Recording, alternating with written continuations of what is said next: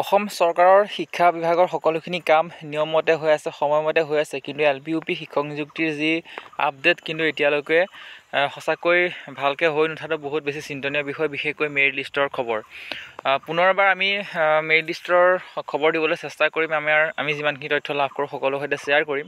আজি অন্য এটা শিক্ষক নিযুক্তিৰ সৈতে জড়িত এটা গুৰুত্বপূৰ্ণ ভিডিঅ' আপোনালোকৰ সৈতে ডিছকাছ কৰিম।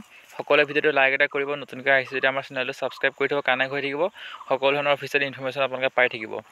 ইয়াত যদি আপোনালোকে দেখে তেতিয়া দেখিব যে office of the director of secondary education Assam Kahilipara Guwahati from ক'ৰ পৰা দিয়া হৈছে, Shrimati Mamata Hojai director of school education Assam Kahilipara Guwahati to কালৈ দিয়া হৈছে দ্য ইনস্পেক্টৰ অফ স্কুল, সকলোখিনি জিলাৰ যি ইনস্পেক্টৰ, স্কুল ইনস্পেক্টৰ সকলোলৈকে দিয়া হৈছে। আৰু যিটো মেইন ছাবজেক্ট, সেই ছাবজেক্টটো হৈছে regarding ceremonial distribution of appointment letter to the existing additional contractual teachers as regular graduate teacher অৰ্থাৎ GT।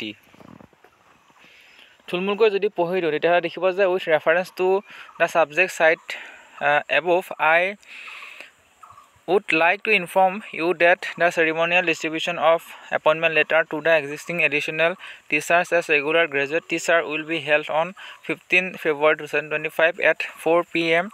at Srimant Shanghardev Kalakshetra, Panjabari, Guwahati in gracious presence of the Honorable Chief Minister, Assam।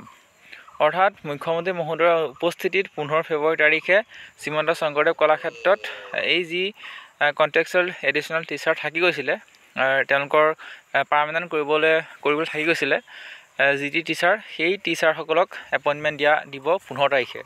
সঁচাকৈ সকলোখিনি কাম হৈ আছে, বিশেষকৈ যি higher এডুকেশ্যনৰ যি কাম চলি আছে DSC ফালৰ পৰা সকলোখিনি নিয়মমতে হৈ আছে বা সময়মতে হৈ আছে, কিন্তু LPUP এতিয়ালৈকে মেৰিট লিষ্ট এখন উলিয়াই নিদিয়াটো সঁচাকৈ বহুত এটা চিন্তনীয় বিষয় হৈ পৰিছে।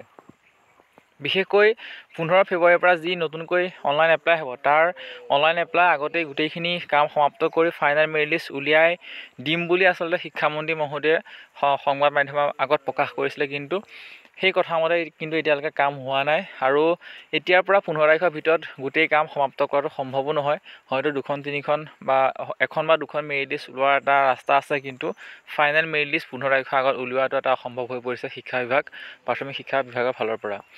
পৰৱৰ্তী সময়ত LPUP 5005ৰ যে পুনৰ যি কেতিয়া মেৰিট লিষ্ট ওলোৱাৰ সম্ভাৱনা আছে সেইটো ডিছকাছ কৰিম। এবাৰ একেবাৰে ভালকৈ খবৰ লোৱা হ'ব, সকলোখিনি ইনফৰ্মেশ্যন নেক্সট ভিডিঅ'ত পাই থাকিব, সকলো কানেক্ট হৈ থাকিব। ধন্যবাদ।